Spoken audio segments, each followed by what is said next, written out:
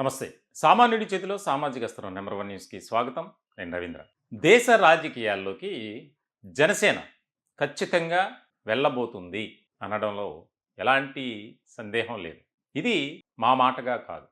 జనసేనలో జరుగుతున్నటువంటి చర్చ, అలాగే రాజకీయ వర్గాల్లో కూడా ఒక విస్తృత స్థాయిలో చర్చ జరుగుతుంది. యెస్, మా నాయకుడు దేశ రాజకీయాల్లో కూడా చక్రం తిప్పగలడు అని. దానికి సంబంధించి జరుగుతున్నటువంటి పరిణామాలు కూడా అదే రకమైనటువంటి చర్చకు దారితీసి తమిళనాడులో అక్కడ ఉన్నటువంటి స్థానిక తమిళ్ ఛానల్కి పవన్ కళ్యాణ్ ఇంటర్వ్యూ ఇచ్చారు. ఆ ఇంటర్వ్యూలో చాలా కీలకమైనటువంటి వ్యాఖ్యలు చేశారు. ముఖ్యంగా రాజకీయాల్లో రాణించాలంటే అనుభవంతో పని లేదు, ప్రజా అభిమానం ఉండాలి అని చెప్పి ఇక్కడ చాలా క్లియర్గా మనం అర్థం చేసుకోవాలి. అలాగే ఇద్దరు ప్రముఖ వ్యక్తుల గురించి కూడా ఆయన ప్రస్తావించారు. ఎన్టీఆర్, ఎంజీఆర్ నటులుగా, అంటే సినీ జీవితంతో పాటు రాజకీయ జీవితాన్ని కూడా వారు చక్కగా అనుభవించినటువంటి పరిస్థితి. కాబట్టి రాజకీయంగా సినీ నటుడు డెవలప్ అవటానికి అవకాశాలు తక్కువ, కానీ ప్రజల అభిమానం ఉంటే ఖచ్చితంగా అవ్వగలరు. ఇక్కడ చాలా క్లియర్గా మనం అర్థం చేసుకోవాలి. జనసేనాని ఆయన నినాదం కానీ ఆయన వెళ్తున్నటువంటి విధానం చూస్తుంటే ఖచ్చితంగా ఆంధ్రప్రదేశ్కు మాత్రమే పరిమితం కారు. ఆయన స్టెప్ బై స్టెప్ దేశ రాజకీయాల్లో జనసేనకంటూ ఒక ప్రత్యేకమైనటువంటి స్థానం దక్కించేలా చేస్తారు అనేది. ఇప్పటికే ఆంధ్రప్రదేశ్లో పార్టీ పటిష్టమైనటువంటి స్థాయిలో ఉంది. అందులో ఎలాంటి డోకా లేదు. ఎందుకంటే మనం చూసాం 2024 ఎన్నికల్లో ఏపీలో ఏ రకమైనటువంటి ఫలితాలు వచ్చాయి. ఆయన కూటమిగా ఏర్పాటు కావటానికే జనసేనని ప్రధానమైనటువంటి కారణం. చంద్రబాబు నాయుడు అరెస్టు తర్వాత జరిగినటువంటి పరిణామాలు కానీ, ఆయన తీసుకున్నటువంటి స్టాండ్ ఏదైతే ఉందో, ఇప్పుడు కూటమి అధికారంలోకి రావటానికి అదే ముఖ్యమైనటువంటి కారణం. వైనాట్ 175, మేము రెండోసారి ఖచ్చితంగా అధికారంలోకి రాబోతున్నాం, 175కి 175 గెలుస్తాం, లేదా 170 మాత్రం ఖచ్చితంగా గెలుస్తాం, ఈ రకమైనటువంటి కామెంట్స్ కూడా చేసినటువంటి పరిస్థితుల్లో ఇక్కడ చాలా కీలకంగా మనం అర్థం చేసుకోవాల్సినటువంటి విషయం ఏంటంటే, ఎప్పుడైతే రాజమండ్రి సెంట్రల్ జైల్లో నారా చంద్రబాబు నాయుడిని పవన్ కళ్యాణ్ కలిసి బయటకు వచ్చి మేము జత కడుతున్నాం, కూటమిగా రానున్న ఎన్నికల్లో మేము పోటీ చేయబోతున్నాం, అరాచక పాలన, రాక్షస పాలన, అవినీతి పాలన, అక్రమాలకు కేర్ ఆఫ్ అడ్రస్గా మారినటువంటి వైఎస్ఆర్సీపీని గద్దె దించడమే మా ప్రధానమైనటువంటి ఉద్దేశం, లక్ష్యం అని చెప్పి ఒక బహిరంగంగానే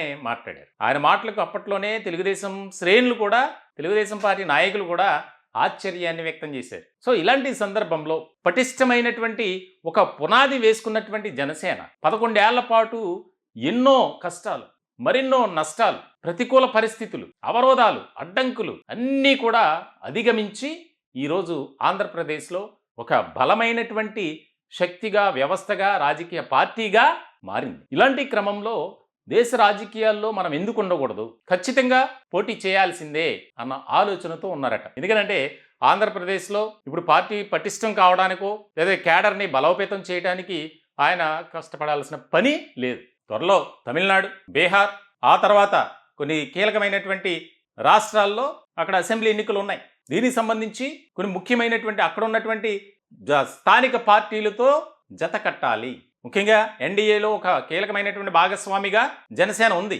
అలాగే జనసేన ఎన్డీఏలో ఒక భాగంగా ఉంటూ అక్కడ రాష్ట్ర పరిస్థితులను బట్టి మనం ముందుకు వెళ్ళాలి అని చెప్పి ఇప్పటికే కొంతమంది మేధావులతో కూడా పవన్ కళ్యాణ్ చర్చించారట. రాజకీయ వ్యూహకర్తలతో మాట్లాడారట.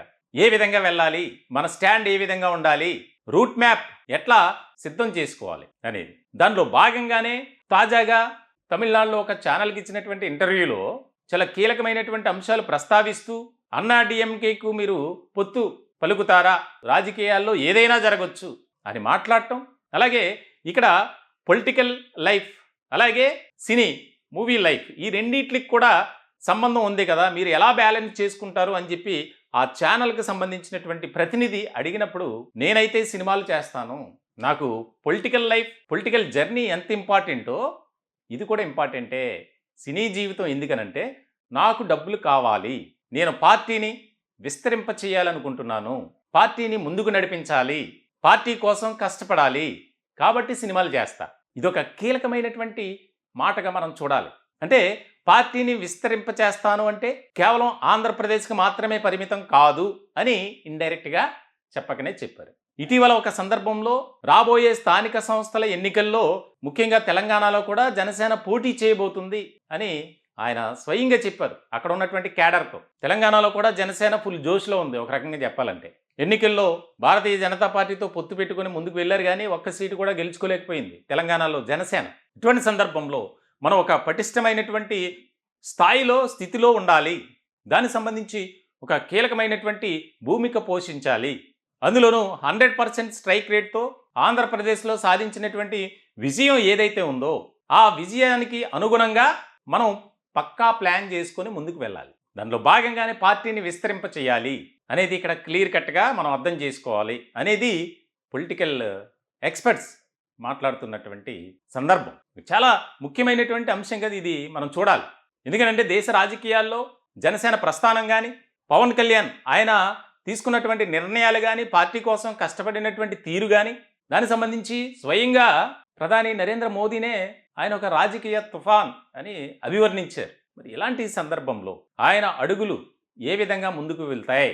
ఇప్పటికే కొన్ని రాష్ట్రాల్లో అక్కడ ఉన్నటువంటి పరిస్థితులను స్వయంగా తెలుసుకున్నటువంటి పవన్ కళ్యాణ్ తమిళనాడులో త్వరలో పర్యటించాలన్న ఆలోచనతో ఉన్నారట.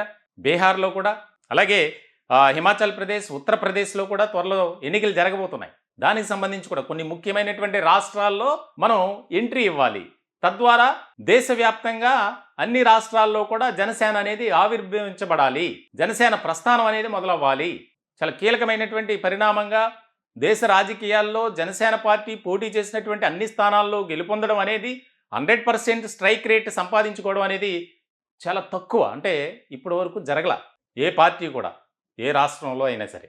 మరి ఆ ఘనత, ఆ కీర్తిని సంపాదించుకున్నటువంటి జనసేన ఖచ్చితంగా కేవలం ఒక్క రాష్ట్రం మాత్రమే పరిమితం కాకూడదు. అక్కడ ఉన్నటువంటి పరిస్థితులను బట్టి, అక్కడ ప్రజలు ఎదుర్కొంటున్నటువంటి ఇబ్బందులు కావచ్చు, ఆ యొక్క అన్నిటినీ కూడా మనం స్టడీ చేయాలి. దానికి సంబంధించి ముందుగా మనం ఆ ప్రాంతాల్లో పర్యటించాలి.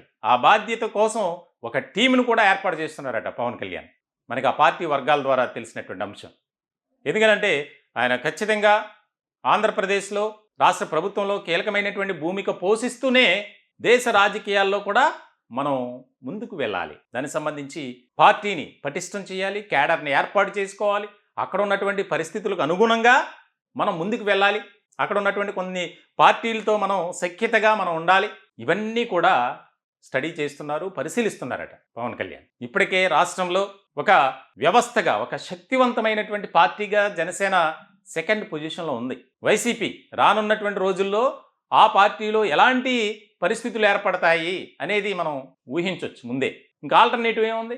భారతీయ జనతా పార్టీ అంతంత మాత్రమే. కాంగ్రెస్ దాని గురించి ఇంక ప్రత్యేకంగా చెప్పక్కర్లా. తెలుగుదేశం పార్టీ తర్వాత ఒక పెద్ద శక్తిగా, పార్టీగా, వ్యవస్థగా ఉన్నది జనసేన మాత్రమే. ఇప్పుడు ఉన్నటువంటి పరిస్థితుల్లో ఆ పార్టీకి ఎటువంటి డోకా లేదు. పార్టీలో వర్గ విభేదాలు కానీ, వివాదాలు కానీ ఎక్కడ కనిపించవు. ఎప్పుడు కూడా ఏదన్నా ఇష్యూ బయటకు వస్తే దానికి సంబంధించి వెంటనే జనసేనాని ఎలర్ట్ అవ్వటం ఇక్కడ కీలకమైనటువంటి అంశం. అంటే పార్టీని ఏ విధంగా నడిపిస్తున్నారో పార్టీలో ఉన్నటువంటి క్యాడర్ను కూడా అదే విధంగా మనం ముందుకు తీసుకువెళ్ళాలి. ఇది ఆయన ముందున్నటువంటి టాస్క్. దీనిలో భాగంగా ఒక్కొక్కరికి ఒక్కొక్క బాధ్యత కూడా అప్పగించారు. ఇతర రాష్ట్రాల్లో పర్యటించేటువంటి టీం కూడా త్వరలోనే ఫామ్ చేస్తున్నట్లు దానికి సంబంధించి ముఖ్యమైనటువంటి పరిణామంగా పార్టీలో కూడా ఒక చర్చ జరుగుతుంది. రానున్న రోజుల్లో ఖచ్చితంగా జనసేన జాతీయ రాజకీయాల్లో ఒక కీలకమైనటువంటి భూమిక పోషిస్తుంది అనేది మాత్రం వాస్తవమైనటువంటి అంశంగా మనం చూడాలి. ఈ టాపిక్పై మీ విలువైనటువంటి అభిప్రాయాలు, సూచనలు, సలహాలు కామెంట్ రూపంలో తెలియజేయండి. దయచేసి మా ఛానల్ని సబ్స్క్రైబ్ చేసుకోండి. Thank you.